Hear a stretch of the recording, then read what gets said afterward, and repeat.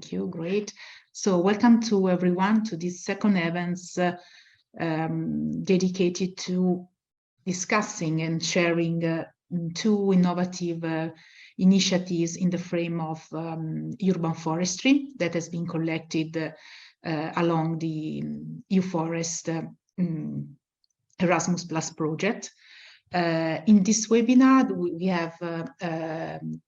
are presenting two case studies. You can interact with us through the chat or the question and answer. And for sure, if you want to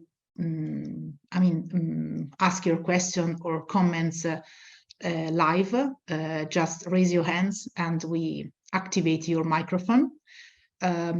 We plan to have two question and answer sessions at the end of each presentation, but feel free to post your questions whenever the speakers are presenting, and then we collect all of them at the end of their presentation.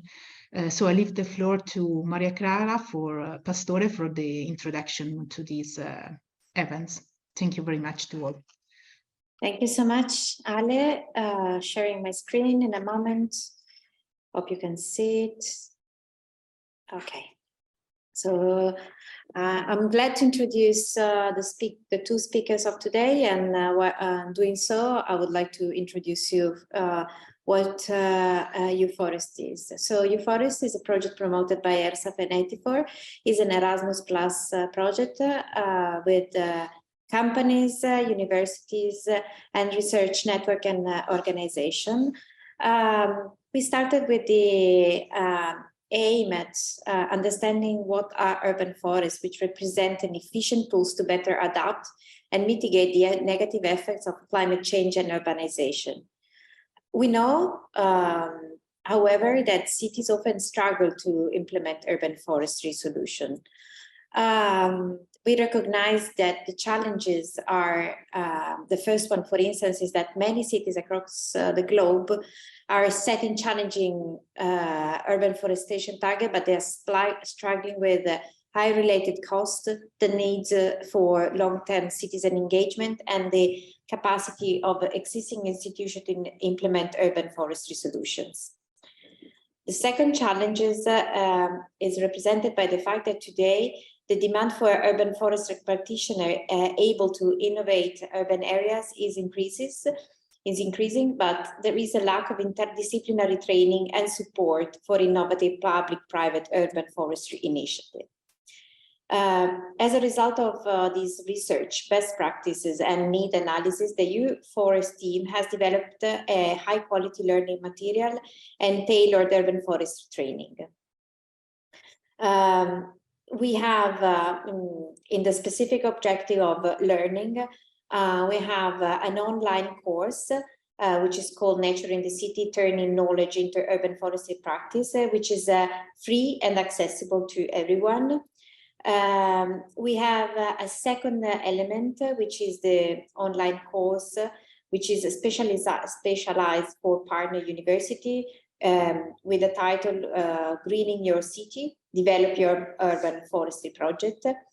And the best 20 students performing this project will be working together in an innovation program which aims at discussing and developing further this project by 2 intensive weeks, one in Milan and in Barcelona in person.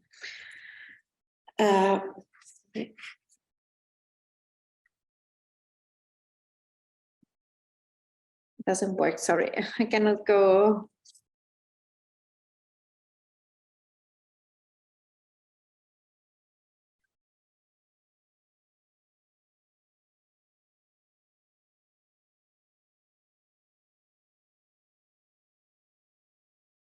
Okay.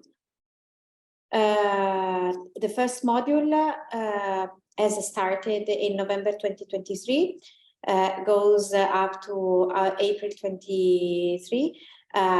It's composed of 6 modules, and it's online, and it's all of us as partners have been contributing with the different aims and areas of expertise So we are tackling the urban forestry subject from very different and cutting edge perspective.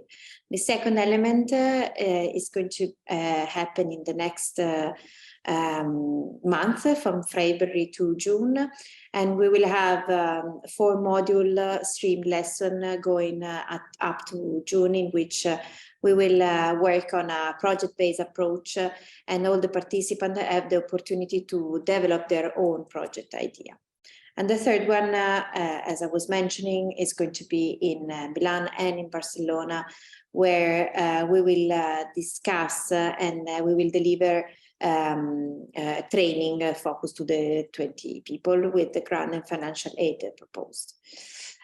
So we will also organize the workshops for the practitioners in all the countries, and for us it's in Milan. So if you are interested, please check the website www.uforest.au. And generally speaking, we're very happy if you can follow us and see the ongoing activities going on. I'm very happy to introduce today Pedro Díaz Martinez, which is the principal CEO of Geforest, and Marin Tomà, which is the manager for Plantăm, Fapte, Bune in Romania, which are going to talk on the 2 innovative urban forestry initiatives across Europe, which are also very good, very well expressed in our Uforest consortium. Pedro, the floor is yours. Should I also open up the 2 questions? Are you going, Ale, to run the quiz? Yes. Okay. So you can, okay. I will use, as the last time, book lab. So just a second. I'd like to ask you to join this link. And in a few seconds, I will open the quiz so you can. Okay, so we're going to share screen. Here we go. The first question is, which of the following describe your current employment status? So if you can, please contribute by answering to this small quiz. Yes, replies are arriving.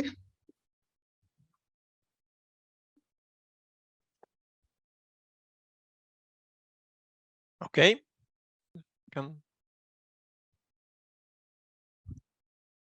Just a second. Okay. Oops.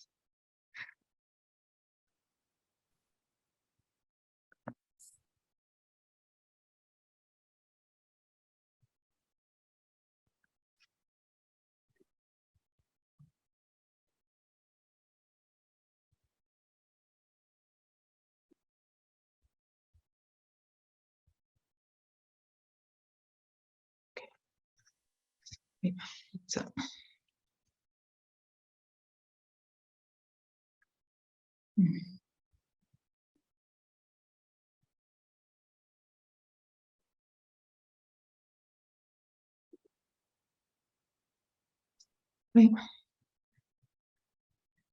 okay.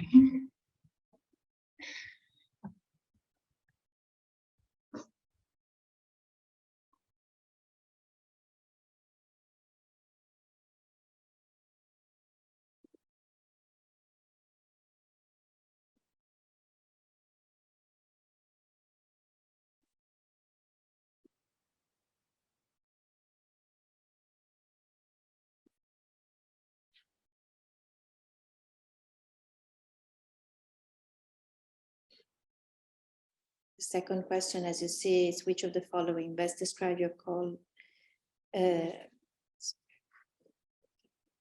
We finished, Ale, no? Yeah, sorry, but my PC is shut down. close all the windows. Because we see again the question, which of the following best describe your current employment status?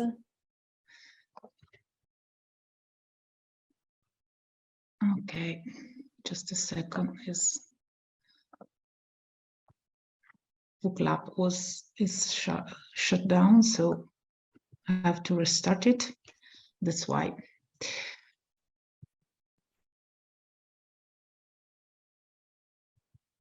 Okay, later on, in progress, display.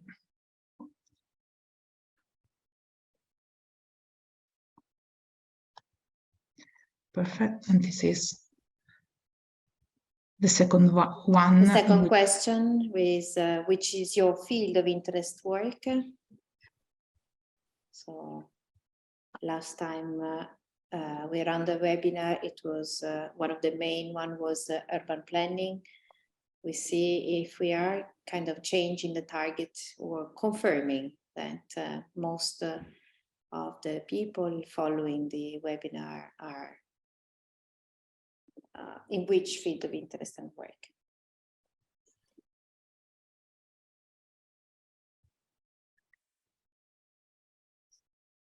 I think that this one are much more spread, but urban design still be one of the most field selected, the most selected field. Okay, great. I think that's Ale,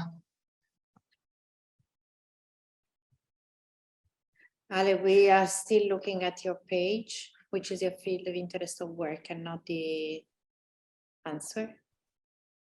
I'm really sorry.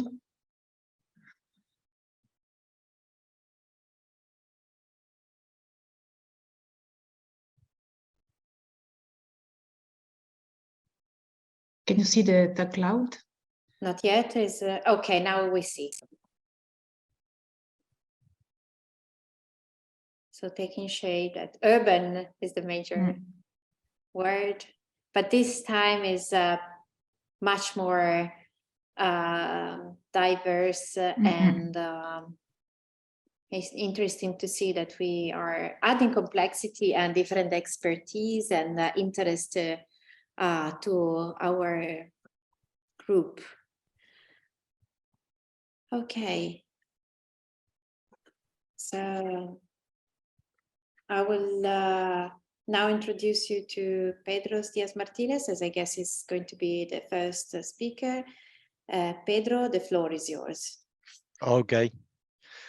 Thank you. Good afternoon, everyone, and thanks for this opportunity to share with all of you my experience working with LiDAR, with environment, and in forestry.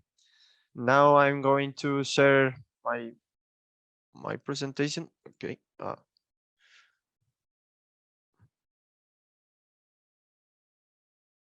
Here. Okay.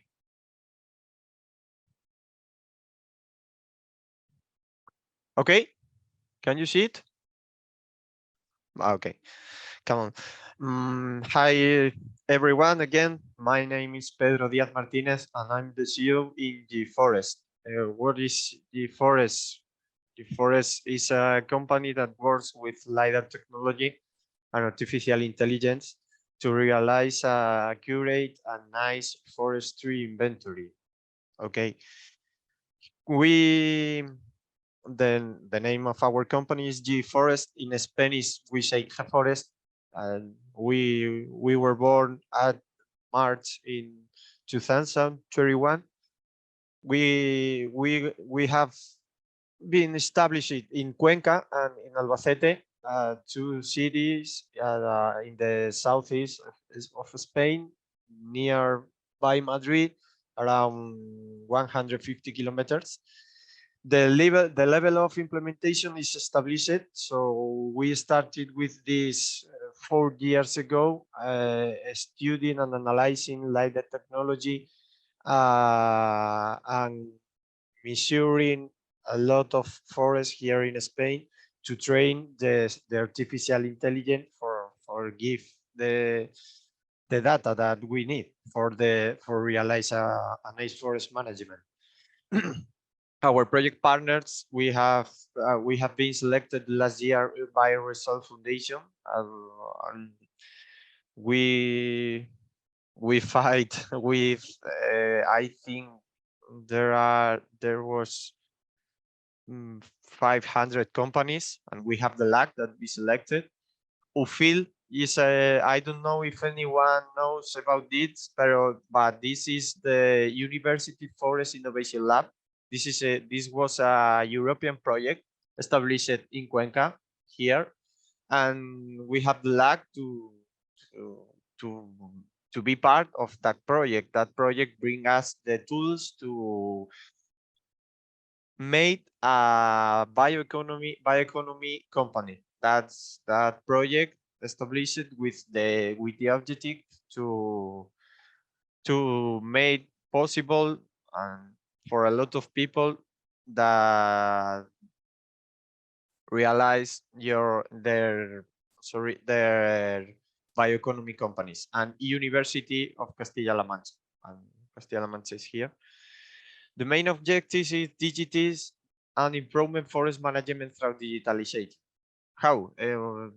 We can see a pic from a point cloud of a typical Mediterranean forest here in Spain, and these are the team. Luis and me and Luis, we study together here in Albacete, and the last year of our degree in forestry and environmental engineer, we see an opportunity with LiDAR, and this opportunity with Ufil, it was a reality.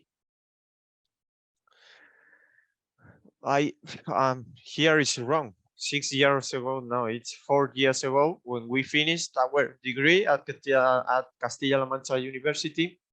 In 2020, you feel selected Luis a participant in the Forest Bioeconomy project, and this project, how this gave us the tool to create a company based on the Forest Bioeconomy, and we established in Cuenca our company. Why? Because Cuenca is one of the third cities in Europe with the largest forest area. So we see that, and we see an opportunity with this. This is a great opportunity for any bioeconomy company working in Cuenca. Why do we think is this project relevant? Forest gas has a great impact at forest owner, so also private, council, village. Why? Because we increase knowledge and reduce cost. Have a new approach with the forest data, and it reinforces the interest for realize a good forest management that in the world that currently lives, we think is one of the most important thing that we can do, like people, and it fosters the rural development. I think when any engineer that study any degree related with environment, agricultural engineer, forestry engineer, I think the main object is the rural development. Why Geforest think their work is relevant? In Spain, traditionally have forest management. So 30 years ago, the forest management have been decreasing, and now the poor forest management. The reason: very expensive and inaccurate forest inventory jobs. Also, plot surface very small. And what do we propose? Increasing accurate knowledge and surface, reducing cost. How? Using LiDAR tech and artificial intelligence. We were working 2 years training artificial intelligence to measure all the parameters that we consider necessary to realize a good forest management. Here we have an explanation from how Geforest enhanced the traditional inventory system. This here we have the surface, the time, people that works, and topographic model on the terrain, diameter and height of all the trees in each plot, and topography of the terrain here. In 6 minutes, we can measure all the trees and with all the parameters in 2050 square meters. The traditionally in Spain is 635 and 18 minutes with 3 people, with 3 persons. Here now in the forest, we work in 1 person and that in 6 minutes. So we think this is a very good advantage related with the traditional forest inventory. Now in this slide we have 2 peaks. The first peak, I think the surface, I'm sure the surface is around 1 hectare, 10,000 square meters. The second one, 4,000 square meters. And here in the next slide, I can explain all the parameters that we obtain with LiDAR, with the device, and with our own software. Okay, so here we have the name of the mountain. Okay, we say canton. This is the number of plots. We have 10 plots. Each plot have its own surface. Why? Because, for example, in this plot, you can walk around it easily. So when we work in other kind of forests, the dense forestry is too difficult to realize an inventory, and we cannot walk the same or cover the same surface that in each plot. Each plot have have its own surface. Okay, here we have the surface. For example, the 8 BR have a surface of 1,650. This I remember that this was a very difficult plot. Have a very big slope, and if we had realized traditional forest inventory, we cannot realize the inventory. However, with the LiDAR system, we could cover a small surface, but the traditional it was impossible. Okay, I'm going to explain all of these parameters. This is the trees plot. In each plot, the trees, the number of the trees. Bathymetric area. This is the surface that if the trunk you can cut at 1 meter of the ground, you can cut and you measure the surface. And we use this parameter for see the surface that they occupy in the hectare. The diameter, when you realize inventory, I think the most important parameter is the diameter. If you have other inventory, you can see if the tree is growing, if the tree is the same that you measured, for example, 5 years ago or 3 years ago. Or if you don't have an inventory, you can measure, and in 5 years you can return to measure the diameter, and you can see if the tree is growing.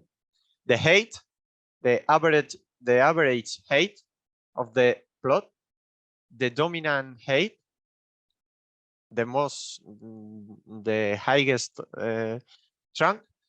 And this is a parameter that in Spain we use too much. Is the first living branch. When detects the first living branch from the ground, volume, in cubic meters, and this is the gap fraction. The gap fraction of the plot. And we can see, and in this forest we measured I think 30,000 square meters, and the time spent in that was around 3 hours. So this is a very good advantage respect the traditional forest inventory. And this is this slide I see I show to you the one plot each tree. You can here you have ED tree, okay, the number of the tree, and this is the nearest tree respect the one here, and we have distance from them, the diameter, height, first living branch, the volume, and bathymetric area, and this is the height where the height that you measure the diameter 1.3 from the ground. Okay, and now I'm going to share with you a video where you can see how do we do this, and the result of the point cloud is very okay.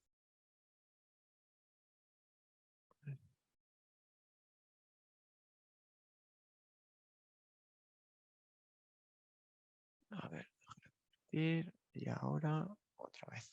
Okay.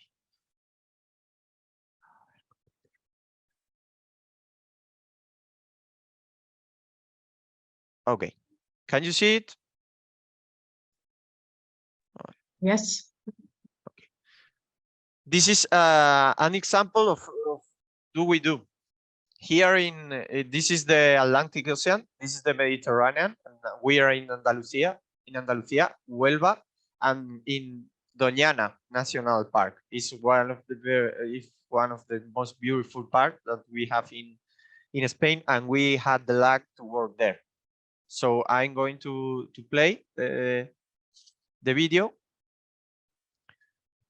to see. Okay, this is the plot that we realized with the LiDAR, and the surface is around 3,000 square meters. And no, okay.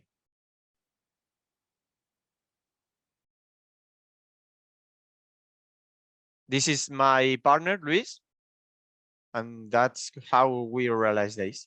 This is the forest that we measure, and this is the result of the point cloud. This allows us increasing knowledge and reducing costs. Why you can measure all the diameters and all the height, the straightness. You can measure all that you need. And this is other example of now. For example, if you need a circular plot, you can cut the point cloud, the original point cloud, and you can. And this is one segmentation, one realized segmentation. Why do you realize the segmentation? To measure each tree of individual. And this is the for example, one thing that I forgot, the coordinates in a georeference system, the coordinates of the each plot, and that's other advantage respect the traditional forest inventory. And this is other parameters, this is different to the others. You have the diameter, the gap diameter, the area, and the volume. This is, for example, when you're focused on the crown diameter, crown area, and crown volume. And this is, for example, when you are working on cities, I think the measurement in the cities is focused on this respect the other. This is those are all the trees, and that's all. I hope you enjoy, and if you have any question, I'm glad to answer you. Thank you. Thank you for this opportunity. Thank you, Pedro. Are there questions? Yes, there is a questions in the question and answer tool. Bogdan asked, please tell us what is the precision of measure. Yeah, the precision of the measure, like diameter, height, or volume, is around 99.5%. It's a very, very high precision, and we have contrast this data with cut trunks. So we have measure the with LiDAR, with electrical, and we have cut that trunk to measure, and the accurate is 99.5%. Okay, so Connor asked, is the LiDAR scan aerial or ground based? Is a SLAM. You can, yes. Is terrestrial laser scanning. You can work with it in the it's not static. You are going in movement with it. No, it's not aerial. Can you see 3D diversity species now? That's we're thinking in the realize a project with that, but at the moment, no, it's not possible. So when you want to any forest, you take pics, and when you see the point cloud, you're watching a digital twin for reality, so you can see perfect what tree is, but the software that we use cannot tell you the diversity. What software are you using to process the scan? We use our own software. We were working 2 years, and at the moment we receive any offers, but at the moment we don't want to sell it. Do you have the LiDAR cameras mounted or drones, or do you use? Yeah, I think I have answered this question with the other. We were working. The colors join the 3 parameters. Yeah. You use a filter, and the filter it can be used depending of what you're looking for, height, or if you're looking for intensity from the LiDAR, or if you're looking RGB. RGB is the natural color of the point cloud.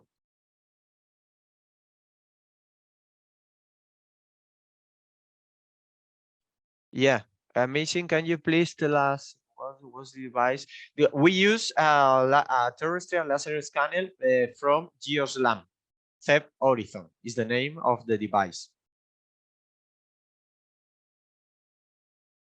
With waves, with LiDAR is similar to radar. Light detection and ranking emits a wave and returns, and with that generated point cloud. How heavy is the equipment? Congratulations for the work. Thanks. Thanks a lot. How heavy?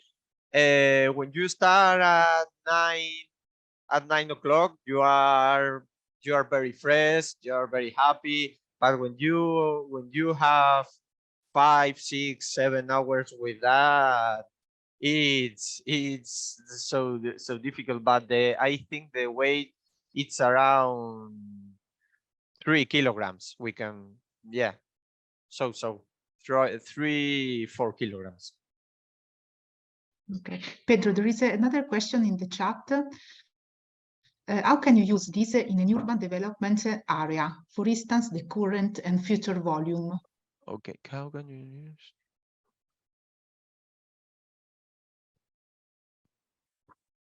Yeah, we can. If I remember the last year we measured at a park here in Albacete, and the result, it was very brilliant.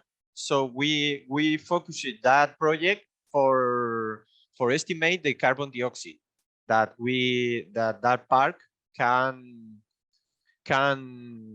generate. I can, for instance, the current and future volume. The future volume, you have to make how in Spanish barrena. You have to cut the tree with a I don't know how the name is this in English, but you measure the nails. No, it's the rings, the timber rings. So and you can see the future volume, but instant with our software we cannot estimate the future volume. We estimate the actual volume. Can you put name the leader of the scanner in charge? Yeah, of course.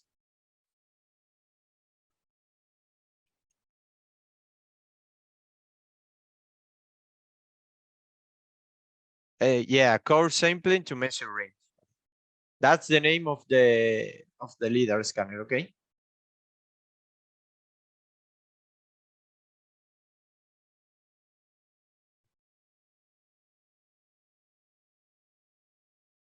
Okay, Pedro, there is a final question in question and answer. If you can have a look at it, and the photo is taken at 12 o'clock time of greatest radiance. The photo is taken at 12. What photo? Of the presentation?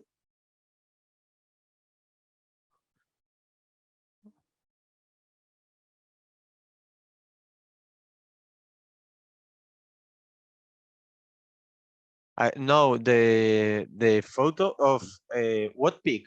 I don't know what peak is talking about.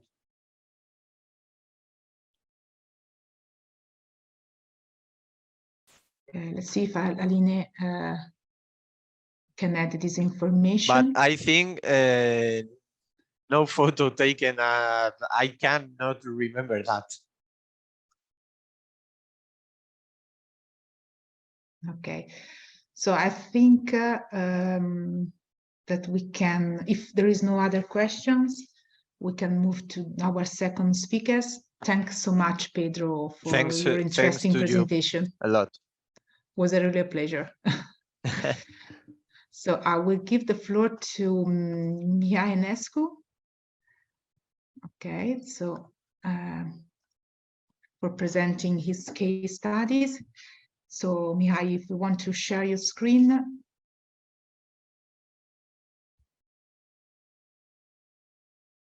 Thank you, Alessandra. Thank you for the invitation. It's a great opportunity, and I'm very happy to share with you what we are doing in Romania in our project name Plantăm Fapte Bune în România, meaning planting good deeds in Romania.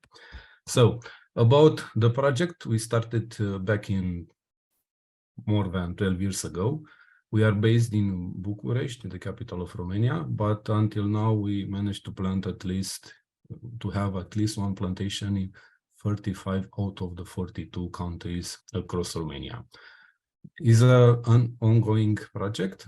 Mainly we are working with municipalities, forest districts, and private companies, the one who are sponsoring our initiative. And we have several objectives. The common thing that we are planting in degraded lands, bare lands or degraded lands in order to make new forest. We are planting also in the forest lands, and I will provide you several examples. But also in the last 2-3 years, we started to plant significantly within the towns, within the cities, because it's a great opportunity and let's say a wonderful story of learning. And I will develop this idea shortly. So I want to start with Viscount.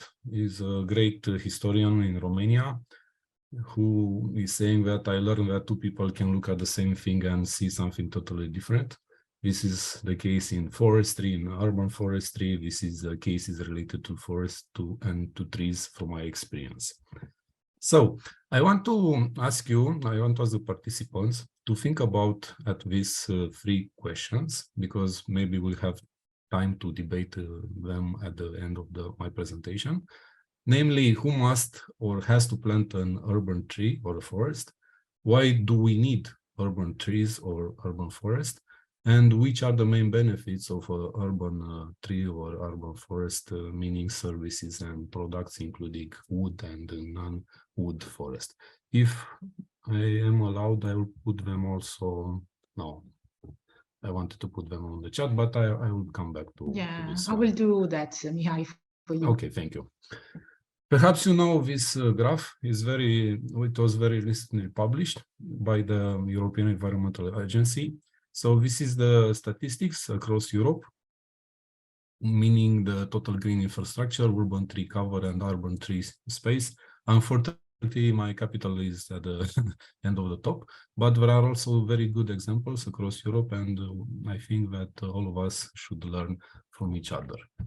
Regarding the project, I told you that we started back 12 years ago.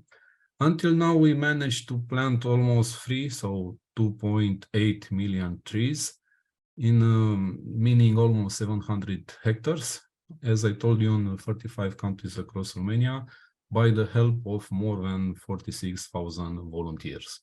So this is one of our characteristics, let's say. We are mobilizing tens, hundreds, or even more, 1,000 and more volunteers at our planting campaigns. Last year, we had the greatest year, a lot of sponsors, a lot of seedlings planted. So 740,000 seedlings planted in 20 countries, so almost in half of Romania, by the aid of almost 3,000 volunteers and several other partners. We are planting from sandy soils from the southern part of Romania, located at 50-meter elevation, up to 1,400 meters, where we are planting mainly Norway spruce across the Romanian Carpathians. But we are planting, let's say, very diverse species: black locust, oaks, Norway spruce, and more than 20 in most of the cases. As I told you, we have some challenges. We are focusing on degraded lands, and it's a high area of degraded lands in Romania, like this one, which is a rocky soil, like another category, lands affected by landslides, several of them across our country, and I am quite sure that across Europe there are similar situations. We are planting also in very arid areas by using mostly xerophytic oaks. So in places where perhaps the rainfall is about only 400 or 500 millimeters, so very low. We are involved also in the reforestation area, mainly along the Carpathians, where in the case of Norway spruce, several windfalls were recorded, the last one in 2020, high area across the country. My favorite one is to plant in sandy soils. We have 250,000 hectares of sandy soil across Romania, and more than 100,000 hectares are located in the southern part of the country. And imagine that the dunes are up to 18 meters, so a lot of sand. I did some tests recording the temperature. Here in the picture you see almost 55 degrees at the sand soil, but it can grow up to 70 degrees. So according to these conditions, only black locust and another 5 to 6 species can survive. We are very involved also in green spaces. Usually we are planting within the kindergartens or schools, different species, smaller or bigger in some cases. We are doing also some tree alignments. We had a very wonderful action in 2019 with Mustang Club from Romania. It was a very good one. And this is how it looks after 2 years of planting, what you see in the pictures from above. Why is our project relevant? We have several reasons. The first one is the lack of the forest in some regions across Romania. There is a very uneven distribution because mainly on the southern part of our country, there is agricultural land. And for example, what you see with white, the percentage of forest are around 5 to 10%, so very few. So this is one of our main target, to try to make new forest in these areas. And what you will see now, some examples. This is a 40-hectare area planted in 2015 with white willow, so fast-growing species. So this is how it looks after 5 years. Another one with black locust, also in the southern western part of our country. So this is how it looks 7 years after planting. Another one, this one is the only one from the northern part, but another region with very few forest. Satu Mare, so 6 hectares. This is mainly oak and ash and other species. Another example with white poplar, this time, another fast-growing species, 9 years after planting, on very salty soils, so another category of degraded lands. Another one is Malu, so this is how it looks after 6 years after planting black locust around the lake, let's say.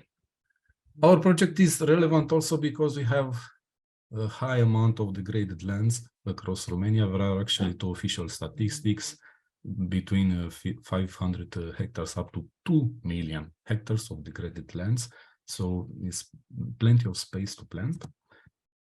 Like the one that I mentioned already, the sandy soils, which are my favorite ones. This is how it looks, young plantation after only the 2 growing season. So most of the seedlings could be 1.5, 2 meters tall. Our project is also relevant, like all of the projects in this domain across the country and also Europe. Please take a look at the map from the left hand of the graph. There is the difference between 2008 and 2017. And you can see that in 2017, there is more brown, meaning that the urbanization is increasing and is increasing year by year. But we are also involved, like Pedro and his colleagues, in assessing the carbon stored by young trees, and I will give you some examples shortly. Our project is relevant also because there is an increasing desire to plant. More and more hundreds, thousands of volunteers are very eager to plant, so we are organizing these activities.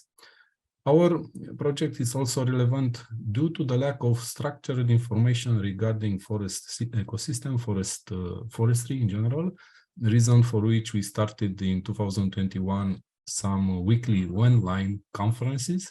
We managed to organize until now 72 editions, some of them also in English. We'll restart it next week.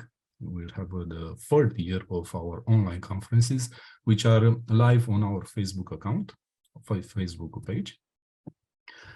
There is also very few information and very few projects regarding forest in schools. So we are very involved in this, let's say, subdomain. And there is a great desire, and for example, myself, I'm very involved in combating fake news regarding forests from Romania. And this is perhaps one of the most suggestive example. You see on the right hand of the window, a Romanian lady, a Romanian journalist, who is presenting a catastrophe in Romania regarding forest, but the photo is from Indonesia. So typical creek cut from Indonesia, but was presented to be from Romania, which is very false. Another example, it was also from 2020. On Facebook, I don't know who was behind this page, presenting also clear cut, but the picture was from Ukraine. If you are curious, please type the coordinates and you will see now the same picture available on Google Earth. So, as I told you, I'm very involved also in combating this fake news during our online conferences, but not and even more. We have some challenges also in Romania, like in other countries across Europe. Climate change is one of them. Please take a look what was the temperature last week. So up to 18, up to 20 degrees at in middle of January. On the right hand of the window, you see measurements from the southern part of Romania. So the temperature is increasing and the rainfall is going down. There is also last week an official communication of the Ministry of Environment saying that last year, 2022, was the third hottest year across country, across Romania, and the first one was 2019 and 2020. So we have the three most hottest years in the last 4 years. We have also some challenges regarding grazing, both domestic and wild animals, but we are building fences and our plantings are of success. Sometimes we have challenges related with weather conditions. We had to postpone some let's say, planting campaigns with 100, 500, 1,000 volunteers. And we are doing this with our colleagues. We are around 10, 11 colleagues in Bucharest, but across the country, we are around 50 colleagues. So we are very active at the national level. Used to be in the first years, the municipalities and the forest districts weren't too very open to our initiative, which is not the case today. We have strong partnership with tens and hundreds of stakeholders across the country. Another challenge is the lack of the seedlings. In few cases, especially oaks, you know, oaks, one of the main 3 species across Romania. We have 7 species of oaks in our country. Reason for which we started to our own nursery, but also we have some strong partnership with several partners who are developing big nurseries. What you see here is the capacity is around 1 million seedlings per year. So it's a good one. We have also some challenges related with the humans, the workers, and we are trying to do as mechanized as possible. Regarding transdisciplinarity, what Pedro presented is very well known for me. For example, in these photos there are, let's say, some old equipments because our partners from Forest Design are using also the same geoslam that Pedro presented. Because also we are very curious and want to know exactly what is the carbon stored by our young plantations. I want to say once again, this online initiative, we had several, let's say, people, well-known researchers and from representative of academia, NGOs, forest districts, who gave their time and presented several topics related with forest, from forest management up to forest birds and so on. And one, perhaps the newest, let's say, direction of our NGO, tiny forest, tiny urban forest. And I will show you one example from what we built, what we planted in April 2021. These were the main steps. So we deeply prepared the soil and we planted up to 23 species, all of them allochthonous, so originating from Romania, adapted to the environmental condition, let's say. And this is how it looks at the end of the second growing season. So it was planted in April 2021, and take a look, please, how it looks in June 2022. So we had good results. We have until now 4 tiny forests, and we are planning to do at least 3 or 4 also this spring. So coming back to the key questions, in my opinion, I will be very happy to answer to them or to, let's say, start a small debate regarding mainly the urban trees and the urban forest. Because, for example, from my experience, the greatest challenge in Romania is to find the field, to find the proper field within the town and within the cities. So With this, I want to thank you, and I invite you to search for us. We are very active on Facebook, Instagram, YouTube. And as I told you, for example, on YouTube, we have also some materials in English if you are interested. Thank you very much, and I am very eager to answer your questions.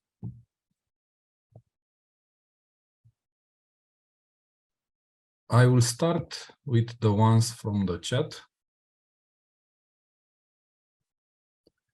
Black locust, isn't that an invasive species in your country? No, it is not true. It is a great debate also in Romania and also across Europe. Don't forget that black locust was brought from North America 400 years ago and is present in, I guess that in more than 40 European countries. So almost in all the countries. We have 5% of our forest with black locust. And it's not invasive. Even the European Commission is not considering black locust an invasive species. The only invasive species, according to European Commission, is the tree of heaven, Ailanthus altissima. So no, it's not invasive species. It is also promoted by the forestry technical norms that are adopted by ministerial orders. So we have also great tradition, more than 170 years of planting black locust in Romania, especially in sandy soils. What are the main species planted, which one support the local climate and sandy soil? In sandy soil, I will start with the sandy soils. The main species is black locust, Robinia pseudacacia, but we are planting also Gleditsia triacanthus. We are trying to introduce also oak, pedunculate oak, but it's very, very hard. We are using also Ulmus pumila, also some Rosa canina, so only a few, Morus alba, up to 7 or 8 species, because the local conditions are not proper for several other species. In total, as I mentioned before, within our project, we are planting almost in every season around 20 different species, from black locust up to Norway spruce, silver fir, and even beech. We planted also even beech, which is not very common in our country. Okay, going back to question and answer. Have you got a plan to protect the trees from fire too? It was not the case in Romania, like is, for example, in Portugal, in Spain, or in Greece. We don't have too many, let's say, damages in the forest made by forest fires. But we are actually planting, let's say, in isolated areas, and the access is very good. So if a fire would start, the fire people will arrive very soon to them. The next one, just out of curiosity, have you ever had the case that some people steal the small tree which have been planted? Yes. 1 out of 100 campaigns, let's say, they brought them home. I don't know why. Because I'm from Iran, and this sometimes happens when, for example, the municipalities or the NGOs plant some species that are some who act, let's say, selfishly toward that. But it is not the case nowadays, because, as I mentioned before, we have a strong partnership also with the municipalities, and we are building fences and we are monitoring them very often. The central team from Bucharest, me and my colleagues, forest engineers, but also our colleagues across the country. So as I can say that there is not a problem anymore. I guess that this was the last one.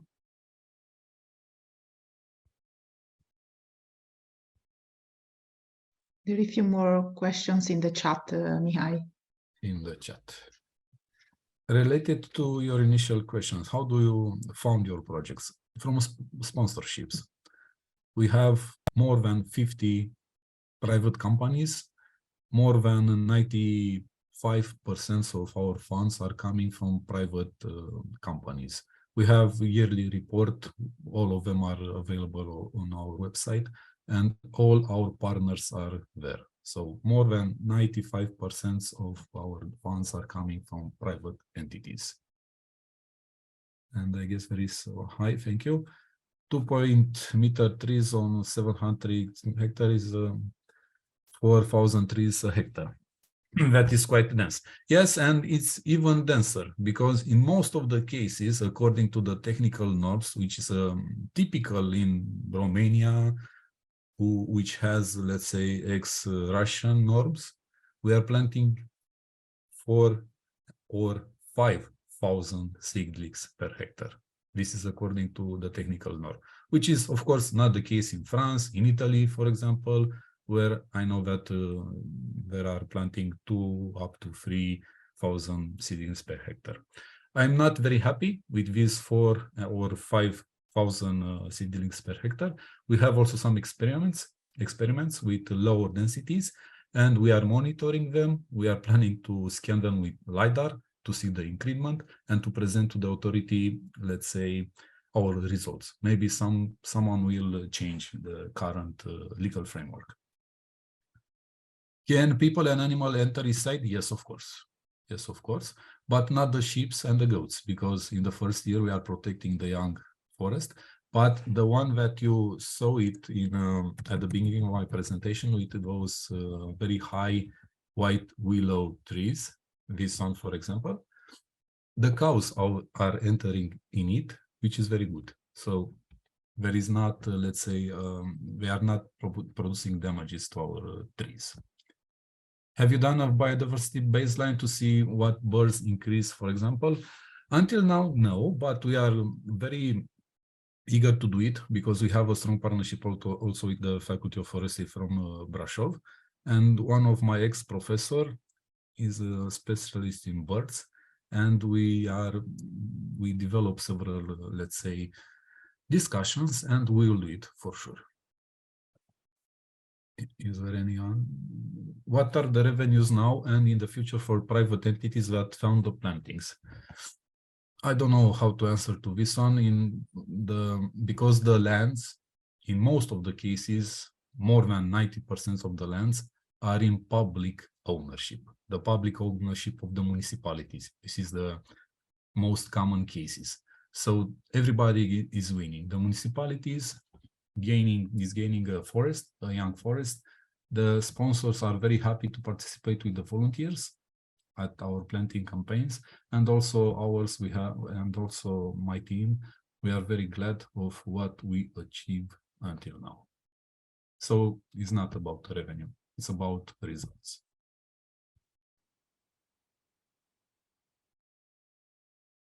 I think that was the last one. Did I miss something? Are you using Kiri Pavlonia trees in urban areas? I guess that you are focusing on Pavlovnia trees. No, it is not the case. As I mentioned before, we are using only autochthonous species, so the species that are growing in Romania.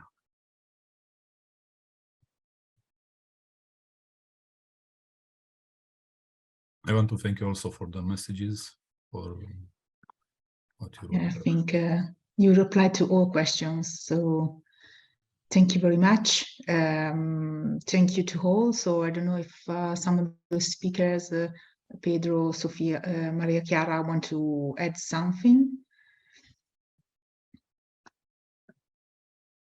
Otherwise, I'd like to thank all of you for participating and be active as the last webinar. Is there a final question? Sorry, okay. just to mention. Is the project mainly for ecosystem services rather than ecotourism? I guess it's still for Mihai. Several benefits and services resulted from our, let's say, more than 150 plots that we planted. From case to case, the picture that you saw earlier with that black locust, which is along the lake, or the white willow, which is also along a river, could be used as ecotourism because some tourists are going in it or near it and doing picnic, for example. So I don't want to generalize the answer from case to case, but in general, yes, all of them are providing services mainly.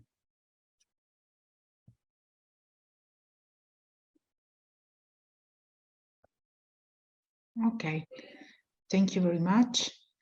And thank you to all for participation. You will receive a link to recordings in a few days. And feel free to share the link with your contacts. And okay. And yeah, thank you. Yes, thank you so much for listening and for participating to Pedro and Mihai.